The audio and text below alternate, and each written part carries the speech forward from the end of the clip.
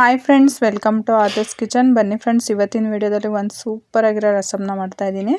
ಅದಕ್ಕಿಂತ ಮುಂಚೆ ನಮ್ಮ ಚಾನಲ್ಗೆ ಸಬ್ಸ್ಕ್ರೈಬ್ ಮಾಡಿರೋರು ಎಲ್ರಿಗೂ ಥ್ಯಾಂಕ್ಸ್. ಸಬ್ಸ್ಕ್ರೈಬ್ ಮಾಡದೆ ವಿಡಿಯೋನ ನೋಡ್ತಾ ಇದ್ದರೆ ಈಗಲೇ ಸಬ್ಸ್ಕ್ರೈಬ್ ಮಾಡ್ಕೊಳ್ಳಿ. ವಿಡಿಯೋ ನೋಡಿದ್ಮೇಲೆ ಒಂದು ಲೈಕ್ ಮಾಡೋದನ್ನ ಮರಿಬೇಡಿ. ಹೀಗೆ ಯಾವಾಗಲೂ ಸಪೋರ್ಟ್ ಮಾಡ್ತಾ ಇರಿ ಫ್ರೆಂಡ್ಸ್. ನಾನಿವತ್ತು ಜೀರಿಗೆ ಮತ್ತು ಮೆಣಸಿನ ರಸಮ್ನ ಹೇಗೆ ಮಾಡೋದು ಅಂತ ತೋರಿಸ್ತಾ ಇದ್ದೀನಿ. ಇದು ಶೀತ ಕೆಮ್ಮು ಜ್ವರ ಇದ್ದಾಗೆಲ್ಲ ಈ ರಸಮ್ನ ಮಾಡ್ಕೊಂಡು ತಿಂದರೆ ತುಂಬ ಬೇಗನೆ ಶೀತ ಕೆಮ್ಮು ಎಲ್ಲ ಕಡಿಮೆ ಆಗುತ್ತೆ. ಆರೋಗ್ಯಕ್ಕೂ ಕೂಡ ತುಂಬಾ ಒಳ್ಳೆಯದು. ನಾನ್ ವೆಜ್ ಎಲ್ಲ ತಿಂದಾಗ್ಲೂ ಈ ರಸಮ್ನ ಮಾಡ್ಕೊಂಡು ಕುಡಿಯೋದ್ರಿಂದ ಬೇಗ ಡೈಜೆಷನ್ ಆಗುತ್ತೆ, ಜೀರ್ಣ ಆಗುತ್ತೆ ಚೆನ್ನಾಗೆ. ಈಗ ನಾವು ರಸಮ್ನ ಹೇಗೆ ಮಾಡೋದು ಅಂತ ನೋಡೋಣ. ಮೊದಲಿಗೆ ನಾನಿಲ್ಲಿ ಮೆಣಸು 1 ಸ್ಪೂನಷ್ಟು ಮತ್ತು ಜೀರಿಗೆ 1 ಸ್ಪೂನಷ್ಟನ್ನ ಡೀಪ್ ಫ್ರೈ ಮಾಡ್ಕೊತಾ ಇದ್ದೀನಿ. ಎಣ್ಣೆ ಏನೂ ಹಾಕೋಬಾರ್ದು, ಹಾಗೆಯೇ ಫ್ರೈ ಮಾಡ್ಕೋಬೇಕು. ನೋಡಿ, 1 ಸ್ಪೂನ್ ಜೀರಿಗೆ ಮತ್ತು 1 ಸ್ಪೂನು ಮೆಣಸನ್ನು ಹಾಕ್ಕೊಂಡು ನಾನು ಹುರ್ಕೊತಾ ಇದ್ದೀನಿ.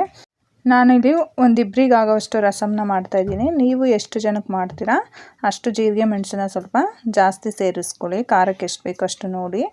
ಇದನ್ನು ಸ್ವಲ್ಪ ಸಣ್ಣಕ್ಕೆ ಕುಟ್ಕೋಬೇಕು. ನೀವು ಜಾಸ್ತಿ ಪೌಡ್ರ್ ಮಾಡ್ಕೋತೀರಾ ಅನ್ನೋದಿದ್ರೆ ನೀವು ಮಿಕ್ಸಿಗೂ ಕೂಡ ಹಾಕೋಬೋದು. ಕಮ್ಮಿ ಆಗಿರೋದ್ರಿಂದ ಮಿಕ್ಸಿಗೆ ಜಾರಿಗೂ ಸಿಗೋದಿಲ್ಲ, ಹಾಗಾಗಿ ನಾನಿಲ್ಲಿ ಕುಟಾಣಿಲಿ ಕುಟ್ಕೊತಾ ಇದ್ದೀನಿ. ನೋಡಿ, ಈ ಥರ ಸ್ವಲ್ಪ ದಪ್ಪಗೆ ಕುಟ್ಕೊಂಡ್ರೂ ಆಗುತ್ತೆ, ಫುಲ್ಲು ನೈಸಿಗೇನು ಬೇಡ. ಮತ್ತು ನಾನಿಲ್ಲಿ ರಸಮ್ನ ಮಾಡೋಕ್ಕೆ ಒಂದು ಪಾತ್ರೆಗೆ ನಾನಿಲ್ಲಿ 1-2 ರಿಂದ 3 ಸ್ಪೂನಷ್ಟು ಎಣ್ಣೆನ ಸೇರಿಸ್ತಾ ಇದ್ದೀನಿ.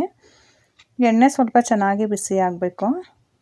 ಎಣ್ಣೆ ಬಿಸಿ ಆದಮೇಲೆ ನಾನಿಲ್ಲಿ ಒಗ್ಗರಣೆಗೆ ಸ್ವಲ್ಪ ಸಾಸಿವೆನ ಸೇರಿಸ್ತಾ ಇದ್ದೀನಿ. ಸಾಸಿವೆ ಸ್ವಲ್ಪ ಚಟಪಟ ಅಂತ ಸಿಡಿದ್ಮೇಲೆ ಸ್ವಲ್ಪ ಜೀರಿಗೆನೂ ಕೂಡ ನಾನು ಒಗ್ಗರಣೆಗೆ ಹಾಕ್ಕೊತಾ ಇದ್ದೀನಿ. ನೋಡಿ, ಸ್ವಲ್ಪನೇ ಜೀರಿಗೆನ ಒಗ್ಗರಣೆಗೆ ಹಾಕ್ತಾಯಿದ್ದೀನಿ. ಜೀರಿಗೆ ಮತ್ತು ಸಾಸಿವೆ ಎರಡನ್ನೂ ಕೂಡ ಎಣ್ಣೆಲಿ ಚೆನ್ನಾಗಿ ಚಟಪಟ ಅಂತ ಸಿಡಿಬೇಕು. ಈಗ ನಾನಿಲ್ಲಿ ಮತ್ತೆ ಒಗ್ಗರಣೆಗೆ 1 ಬ್ಯಾಡಗಿ ಮೆಣಸಿನ್ಕಾಯಿನ ಹಾಕ್ಕೊತಾ ಇದ್ದೀನಿ. ನೀವು ಸ್ವಲ್ಪ ಖಾರ ತಿಂತೀರಾ ಅನ್ನೋದಿದ್ರೆ ನೀವು ಗುಂಟೂರು ಮೆಣಸಿನ್ಕಾಯಿನೂ ಕೂಡ 1-2 ರಿಂದ 3 ಗುಂಟೂರು ಮೆಣಸಿನ್ಕಾಯಿನೂ ಕೂಡ ನೀವು ಮುರಿದು ಒಗ್ಗರಣೆಗೆ ಹಾಕೋಬೋದು. ಮತ್ತು ನಾನಿಲ್ಲಿ 1 ಗೆಡ್ಡೆ ಬೆಳ್ಳುಳ್ಳಿನ ಸಿಪ್ಪೆ ತೆಗೆದು ಜಜ್ಜಿ ಹಾಕ್ಕೊತಾ ಇದ್ದೀನಿ.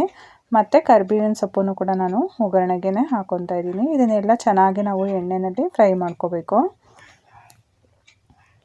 ಬೆಳ್ಳುಳ್ಳಿ ಎಲ್ಲ ಚೆನ್ನಾಗಿ ಎಣ್ಣೆನಲ್ಲೇ ಫ್ರೈ ಆಗಬೇಕು, ಆಗ ರಸಮ್ ಒಳ್ಳೆ ಟೇಸ್ಟ್ ಇರುತ್ತೆ.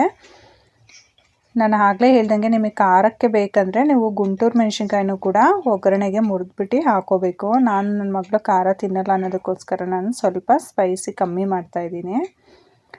ಮತ್ತು ಸ್ವಲ್ಪ ಹಿಂಗನ್ನು ಕೂಡ ಸೇರಿಸ್ಕೊಳ್ಳಿ ಒಗ್ಗರಣೆಗೆ. ಹಿಂಗು ಆಪ್ಷನಬಲ್, ನಿಮಗೆ ಬೇಕಾದರೆ ಹಾಕ್ಕೊಳ್ಳಿ, ಇಲ್ಲಾಂದರೆ ಸ್ಕಿಪ್ ಮಾಡ್ಕೋಬೋದು. ಮತ್ತು ನಾನಿಲ್ಲಿ ಸ್ವಲ್ಪ ಅರಿಶಿನನೂ ಕೂಡ ಹಾಕ್ಕೊತಾ ಇದ್ದೀನಿ. ಎಲ್ಲ ಹಾಕ್ಕೊಂಡು ಮೀಡಿಯಮ್ ಫ್ಲೇಮಲ್ಲಿ ಚೆನ್ನಾಗಿ ಫ್ರೈ ಮಾಡ್ಕೊಳ್ಳಿ. ನಾನಿಲ್ಲಿ ಮೊದಲಿಗೆ ಒಂದು ಮೀಡಿಯಮ್ ಸೈಜು ನಿಂಬೆಹಣ್ಣು ಗಾತ್ರದ ಹುಣಸೆಹಣ್ಣನ್ನು ನೆನೆಸಿಟ್ಕೊಂಡಿದ್ದೆ. ನೋಡಿ, ನಾನು ಇಬ್ಬರಿಗೆ ಆಗೋವಷ್ಟು ರಸಮ್ನ ಮಾಡ್ತಾಯಿದ್ದೀನಿ, ಹಾಗಾಗಿ ನಾನು ಸ್ವಲ್ಪನೇ ಹುಣಸೆಹಣ್ಣನ್ನು ನೆನೆಸಿಟ್ಕೊಂಡಿದ್ದೀನಿ. ಮತ್ತು ನಾನಿಲ್ಲಿ ನಾವು ಆಗಲೇ ಪೌಡ್ರ್ ಮಾಡ್ಕೊಂಡ್ವಲ್ಲ, ಜೀರಿಗೆ ಮತ್ತು ಮೆಣಸಿನ ಪೌಡ್ರನ್ನ ನಾನಿಲ್ಲಿ ಸೇರಿಸ್ತಾ ಇದ್ದೀನಿ. ಮೀಡಿಯಮ್ ಫ್ಲೇಮಲ್ಲಿ ಇಟ್ಕೊಂಡು ಪೌಡ್ರನ್ನೂ ಕೂಡ ಹಾಕ್ಕೊಂಡು ಚೆನ್ನಾಗಿ ಈ ಥರ ಮಿಕ್ಸ್ ಮಾಡ್ಕೊಳ್ಳಿ. ಎಣ್ಣೆನಲ್ಲೇ ನಾವು ಪೌಡ್ರನ್ನ ಹಾಕಿ ಮಿಕ್ಸ್ ಮಾಡ್ಕೊಳ್ಳೋದ್ರಿಂದ ರಸಮು ಒಳ್ಳೆ ಟೇಸ್ಟ್ ಬರುತ್ತೆ. ಮತ್ತು ಹುಣಸೆಹಣ್ಣನ್ನ ನೆನೆಸಿಟ್ಕೊಂಡಿದ್ವಲ್ಲ, ಅದನ್ನು ನೀಟಾಗಿ ಕಲಸಿ ನಾನು ನೀರನ್ನು ಸೇರಿಸ್ತಾ ಇದ್ದೀನಿ. ನೀವು ಸ್ವಲ್ಪ ಜಾಸ್ತಿ ಕ್ವಾಂಟಿಟಿಲಿ ಮಾಡ್ತೀರಾ ಅನ್ನೋದಿದ್ರೆ ಹುಣಸೆಹಣ್ಣು ಕೂಡ ಸ್ವಲ್ಪ ಜಾಸ್ತಿ ಹಾಕೋಬೇಕಾಗುತ್ತೆ. ಮತ್ತು ನಾನಿಲ್ಲಿ 200 ml ಅಷ್ಟು ನೀರನ್ನು ಸೇರಿಸ್ತಾ ಇದ್ದೀನಿ. ನೀವು ಇದೇನು ಗಟ್ಟಿಗೆ ಇರಬೇಕು ಅಂತ ಏನಿಲ್ಲ, ನೀವು ಎಷ್ಟು ತೆಳ್ಳಗೆ ಬೇಕಾದ್ರೂ ಮಾಡ್ಕೋಬೋದು. ನೀವು ಹುಣಸೆಹಣ್ಣು ಎಷ್ಟು ಹಾಕ್ಕೊಂಡಿರ್ತೀರ ಅದ್ರ ಮೇಲೆ ನೀವು ನೀರನ್ನು ಸೇರಿಸ್ಕೋಬೋದು. ಕೆಲವರು ಸ್ವಲ್ಪ ತುಂಬ ಹುಳಿ ಇಷ್ಟಪಡ್ತಾರೆ, ಕೆಲವರು ಹುಳಿ ಸ್ವಲ್ಪ ಕಮ್ಮಿ ಇಷ್ಟಪಡ್ತಾರೆ. ಅವರವರು ರುಚಿಗೆ ತಕ್ಕಷ್ಟು ಹುಣಸೆ ರಸನೂ ಕೂಡ ಹಾಕೋಬೇಕಾಗುತ್ತೆ. ರುಚಿಗೆ ತಕ್ಕಷ್ಟು ಉಪ್ಪನ್ನು ಸೇರಿಸ್ಕೊಳ್ಳಿ. ನೋಡಿ, ಇಷ್ಟೇ, ತುಂಬ ಕ್ವಿಕ್ಕಾಗಿ 10 ನಿಮಿಷಕ್ಕೆಲ್ಲ ಈ ರಸಮ್ನ ಮಾಡ್ಕೋಬೋದು. ಮಾಡೋದು ಕೂಡ ತುಂಬಾ ಸುಲಭ, ರುಚಿನೂ ಕೂಡ ಅಷ್ಟೇ ಚೆನ್ನಾಗಿರುತ್ತೆ, ಆರೋಗ್ಯಕ್ಕೂ ಕೂಡ ತುಂಬಾ ಒಳ್ಳೆಯದು. ನೋಡಿ, ಕುದಿಲಿಕ್ಕೆ ಸ್ಟಾರ್ಟ್ ಆದಮೇಲೆ ನೀವು ಒಂದು 2-3 ನಿಮಿಷ ಕುದಿಸ್ಕೊಂಡ್ರೆ ಸಾಕು, ತುಂಬ ಹೊತ್ತು ಕುದಿಸ್ಬೇಕು ಅನ್ನೋದೇನಿಲ್ಲ. ಜೀರಿಗೆ ಮತ್ತು ಪೆಪ್ಪರು ಆರೋಗ್ಯಕ್ಕೆ ತುಂಬಾ ಒಳ್ಳೆಯದು. ಬೇಗ ನಾವು ತಿಂದಿರೋ ಆಹಾರನೂ ಕೂಡ, ಎಸ್ಪೆಷಲಿ ನಾನ್ ವೆಜ್ ಎಲ್ಲ ತಿಂದಾಗ ತುಂಬ ಬೇಗ ಡೈಜೆಷನ್ ಆಗುತ್ತೆ ಊಟ ಎಲ್ಲ. ಈಗ ಲಾಸ್ಟಿಗೆ ನಾನು ಸ್ವಲ್ಪ ಕೊತ್ತಂಬರಿ ಸೊಪ್ಪನ್ನು ಸೇರಿಸ್ತಾ ಇದ್ದೀನಿ. ಇಂಗ್ರೀಡಿಯೆಂಟ್ಸು ಕೂಡ ತುಂಬಾ ಕಮ್ಮಿ, ಮಾಡೋದು ಕೂಡ ತುಂಬಾ ಸುಲಭ. ತುಂಬಾ ಬೇಗನೆ ಕ್ವಿಕ್ಕಾಗಿ ನಾವು ಈ ರಸಮ್ನ ಮಾಡ್ಕೋಬೋದು. ನೀವು ಒಂದ್ಸಲ ಮಿಸ್ ಮಾಡದೆ ಈ ರೆಸಿಪಿನ ಟ್ರೈ ಮಾಡಿ ಹೇಗಿತ್ತು ಅಂತ ಕಮೆಂಟ್ ಮಾಡಿ ತಿಳಿಸಿ. ವಿಡಿಯೋ ಇಷ್ಟ ಆಗಿದ್ರೆ ನಿಮ್ಮ ಫ್ಯಾಮಿಲಿ ಫ್ರೆಂಡ್ಸಿಗೂ ಕೂಡ ಶೇರ್ ಮಾಡಿ. ಮತ್ತೆ ಒಂದು ಹೊಸ ರೆಸಿಪಿ ಜೊತೆ ಮುಂದಿನ ವಿಡಿಯೋದಲ್ಲಿ ಸಿಗ್ತೀನಿ.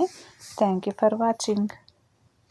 ಈ ವಿಡಿಯೋ ನಿಮಗೆ ಇಷ್ಟ ಆಗಿದ್ರೆ ಲೈಕ್ ಮಾಡಿ, ಶೇರ್ ಮಾಡಿ, ಸಬ್ಸ್ಕ್ರೈಬ್ ಮಾಡಿ, ಮತ್ತೆ ಬೆಲ್ ಹೊಡೆಯೋದನ್ನ ಮರಿಬೇಡಿ.